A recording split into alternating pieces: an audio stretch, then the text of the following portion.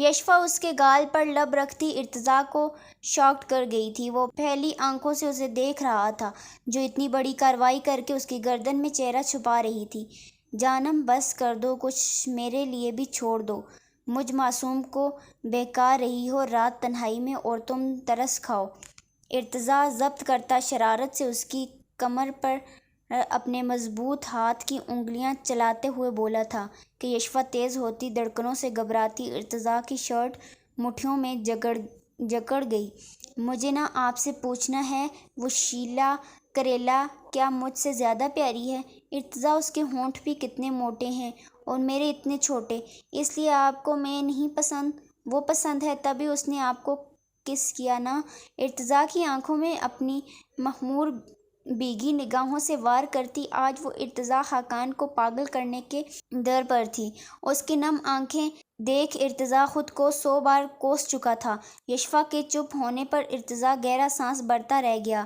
وہ یشفا کا چہرہ اپنے ہاتھوں کے پیالے میں قید کیے اس کی پیشانی پر لب رکھتے ہوئے بولا، نہیں میری زندگی، ارتضیٰ خاقان کے لیے دنیا میں صرف ایک ہی لڑکی بنائی گئی ہے اور وہ ہے یشفا، اور تم بہت پیاری ہو، بلکہ سب سے پیاری ہو، اور تمہارے ہونٹ بھی بہت پیارے ہیں، مجھے بہت پسند ہیں۔ اور ارتضیٰ ابھی مزید اپنی بات مکمل کرتا کہ یشفا اس کی بات اچک گئی اور اپنی بند ہوتی آنکھوں کو بمشکل کھولتے اپنے نازک ہاتھ ارتضیٰ کے کندھے پر جمائے بولی، تو پھر آپ نے مجھے کس کیوں نہیں کیا؟ ارتضیٰ میرے ہونٹ تو چھوٹے ہیں نا، اس شیلا جیسے نہیں نا، پھر مجھے کس کریں جلدی سے، میں پھر آپ سے بات کروں گی۔ ارتضیٰ بڑا ہنسا تھا، پی اس نے تھی اور خمار ارتضیٰ کو چڑھا رہی تھی۔ سی کی بہکی باتیں ارتضیٰ کو بے چین کر رہی تھیں۔ وہ جانتا تھا کہ اگلی صبح اس چوہیا کو کچھ یاد نہیں رہنا، اور اگر یاد رہتا تو اپنی حرکتوں پر افسوس کرتی ہی فوت ہو جاتی۔ ارتضیٰ اس کی بار بار کس کی رٹ پر بہت ملائمت سے اس کی گلابی لبوں کو اپنے منابی ہونٹوں کی دسترس میں لیتا اسے بالکل اپنے قریب کر چکا تھا۔ یشفا جو اس سے ننھی منھی کسی کی خواہش مند تھی، ارتضیٰ کی شدت پر سختی سے اس کا کالر دبوچتی خود سے دور کرنے لگی، پر ارتضیٰ کو تو جیسے موقع مل گیا تھا۔ وہ بے خود سا اس وقت خود کو سیراب کرنے میں مصروف تھا۔ یشفا کی سانسیں اکھڑتی محسوس کرتے وہ لمحے بھر کو اس سے دور ہوا تھا اور اگلے ہی پل دگنی شدت سے اس کی گردن کو اپنے بوسوں سے معتبر کیا تھا۔ اس کا پرزور لمس یشفا جیسی نازک جان کے لیے بے حد تڑپتا ہوا تھا۔ وہ گہرے سانس بھرتی ارتضیٰ کے کندھے پر پیشانی ٹکا گئی۔ ارتضیٰ کی اس کی سانسوں کی مہک اپنے سینے میں دھڑکتی اس کی دھڑکن کسی اور جہاں میں لے گئے تھے۔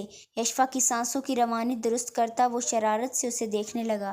جی یشفا بیبی، مزید کوئی خواہش ہے تو بتائیں، بندہ ناچیز حاضر ہے۔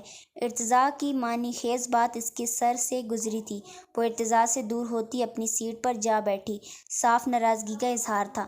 ارتضیٰ مسکراتا مکمل اس کی جانب متوجہ ہوا۔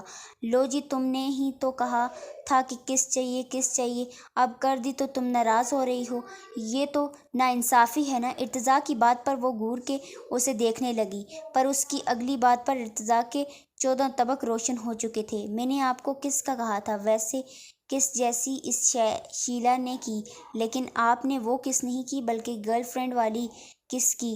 جب میں نے آپ کو کس کا بولا تو آپ نے نہیں کی، پر شیلا نے آپ کو کس کی، اور جو کس آپ نے مجھے کی، اس کس کی ہماری بات نہیں ہوئی تھی۔ آپ نے چیٹنگ کی ہے، اور اب میں بابا کو بتاؤں گی، وہ بولی تو ارتضیٰ ہونک زدہ سا اس کا چہرہ تکتا رہ گیا۔ وہ واقعی چھوٹا پیکٹ بڑا دھماکہ تھی۔ اس کی باتیں تھیں یا بم کا گولہ جو ارتضیٰ خاقان کو ہلاکیں تھیں، وہ الگ ہی کہانی ہے کہ اس بیچارے کو اس کس کا قصہ ذرا پہلے نہ پڑا تھا، پر اس کی آخری بات پر ارتضیٰ چونکا تھا۔ بابا سائیں کو پتہ چلنا مطلب واٹ پکی، اوپر سے جو شرمندگی ہونی تھی اس کا تو سوچ کر بھی ارتضیٰ جھرجھری لے اٹھا۔ یشو میری پرنسس، یہ تو ہمارا سیکرٹ ہے نا، ہسبینڈ وائف والا، تو آپ سب کو بتاؤ گی، سب ڈانٹیں گے، پھر انسلٹ ہوگی۔ ارتضیٰ اسے پیار سے سمجھاتا اپنے مطلب کی بات پر آیا تھا۔ ارتضیٰ کی بات سن کر وہ تھوڑی تلے انگلی رکھتی پر سوچ انداز میں گویا ہوئی۔ پھر میں کس کو کسی کو نہیں بتاؤں گی، بس زرشے کو بتاؤں گی شیلا نے آپ کو کس کیا۔ اس لیے پھر میں نے آپ کو کس کیا اور پھر آپ نے مجھے کس کیا۔ ہاں ہاں، کتنا مزہ آئے گا نا، میں زرشے کو بتاؤں گی ہم سب نے کس کیا۔ ارتضیٰ سر پکڑتا رہ گیا۔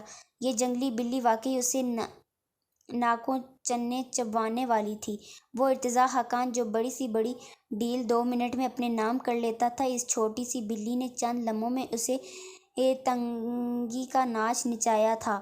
وہ بیچارہ سر پکڑ کر رہ گیا۔ ارتضیٰ نے گاڑی گھر کے راستے پر ڈالی تھی۔ وہ جلد از جلد اس کا خمار ختم کرنا چاہتا تھا، کیونکہ اگر ایک بار ارتضیٰ پر خمار چڑھتا تو اگلے دن رخصتی ہی ہونی تھی۔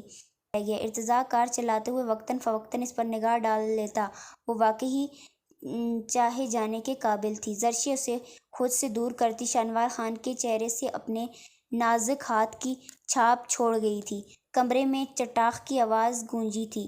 لمحے میں سب ساکت ہوا تھا۔ وہ بے یقین سی اپنے ہاتھ کو دیکھ رہی تھی۔ کبھی شاہنواز کو شاہنواز خان کے دھوکے فریب نے اسے اس حد تک مجبور کر دیا تھا، ورنہ زرشے جیسی دبو لڑکی پرندے کو تکلیف میں نہ دیکھ سکے، خواہ کسی انسان کو۔ میں جان بوجھ کر نہیں، زرشے کپکپاتے لہجے میں اپنی بات پوری کرتی۔